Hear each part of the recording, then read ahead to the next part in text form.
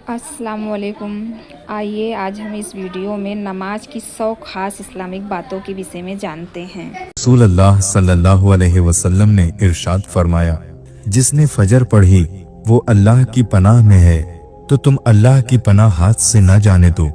रसूल अल्लाह सल्लल्लाहु अलैहि वसल्लम ने फरमाया, बंदा जब नमाज पढ़ रहा होता है उसके सर पर नेकी की बारिश होती है। बेशक नमाज ही बेहतरीन साथी है, दुनिया से कब्र तक, कब्र से हश्र तक और हश्र से जन्नत तक। रसूल अल्लाह सल्लल्लाहु अलैहि वसल्लम ने इरशाद फरमाया, हमारे और काफिरों के बीच फर्क नमाज है, जिसने नमाज छोड़ दी उसने कुफ्र किया। रसूल अल्लाह सल्लल्लाहु अलैहि वसल्लम ने फरमाया, फजर की नमाज से पहले की 2 रकत सुन्नत दुनिया और आखिरत की तमाम तर चीजों से ज्यादा बेहतर है। हजरत अली रज़ी अल्लाह तआला अन्हु ने फरमाया, नमाज की फिक्र अपने ऊपर फर्ज कर लो, अल्लाह की कसम दुनिया की फिक्र से आजाद हो जाओगे और कामयाबी तुम्हारे कदम चूमेगी। रसूल अल्लाह सल्लल्लाहु अलैहि वसल्लम ने फरमाया, नमाज के लिए दौड़ते हुए मत आया करो, बल्कि इत्मीनान और सुकून से आया करो। जितनी नमाज मिल जाए वो पढ़ लिया करो और जो रह जाए उसे मुकम्मल कर लिया करो। रसूल अल्लाह सल्लल्लाहु अलैहि वसल्लम ने फरमाया, हरगिज वो आदमी जहन्नम में नहीं दाखिल हो सकता जो सूरज निकलने से पहले फजर की नमाज और सूरज गुरूब होने से पहले असर की नमाज पढ़े। हजरत अबू जहीम रज़ी अल्लाह तआला अन्हु से रिवायत है कि रसूल अल्लाह सल्लल्लाहु अलैहि वसल्लम ने फरमाया, नमाजी के आगे से गुजरने में जो गुनाह है, अगर गुजरने वाला जानता तो 40 साल के खड़े रहने को गुजरने से बेहतर जानता।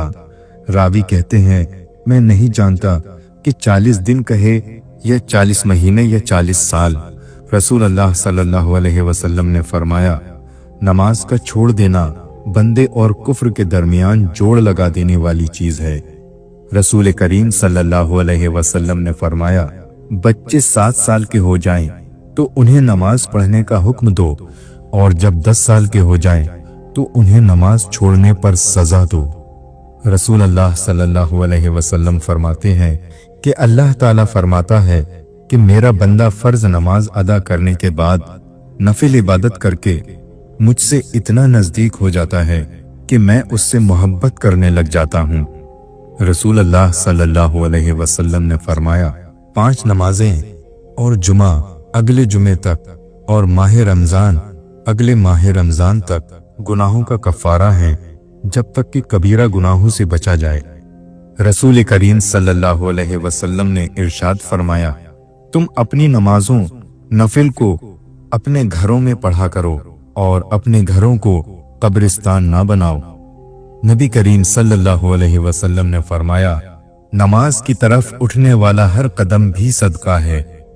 रसूल अल्लाह सल्लल्लाहु अलैहि वसल्लम ने फरमाया, अगर लोगों को मालूम होता कि अजान और सफ़े अव्वल में कितना सवाब है और फिर उन्हें उसके हासिल करने के लिए कुर्रा अंदाजी करनी पड़ती तो वो कुर्रा अंदाजी भी करते। हजरत अब्दुल्ला रज़ी अल्लाह तआला अन्हु से रिवायत है कि रसूल अल्लाह सल्लल्लाहु अलैहि वसल्लम ने फरमाया, लोग जुमे में हाजिर नहीं होते हैं, उनके हक में इरादा करता हूँ कि हुक्म करूँ एक शख्स को जो लोगों को नमाज पढ़ाए, फिर मैं जला दूं उन लोगों के घर जो जुमे को नहीं आते।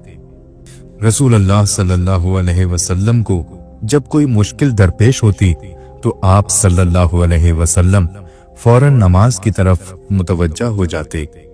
रसूल अल्लाह सल्लल्लाहु अलैहि वसल्लम ने फरमाया, जब तुम में से कोई शख्स अपनी मस्जिद में नमाज अदा कर ले तो उसे चाहिए कि अपने घर के लिए नमाज में से कुछ हिस्सा बचा रखे, क्योंकि अल्लाह ताला उस नमाज के सबब उसके घर में खैर और बरकत अता फरमाएगा।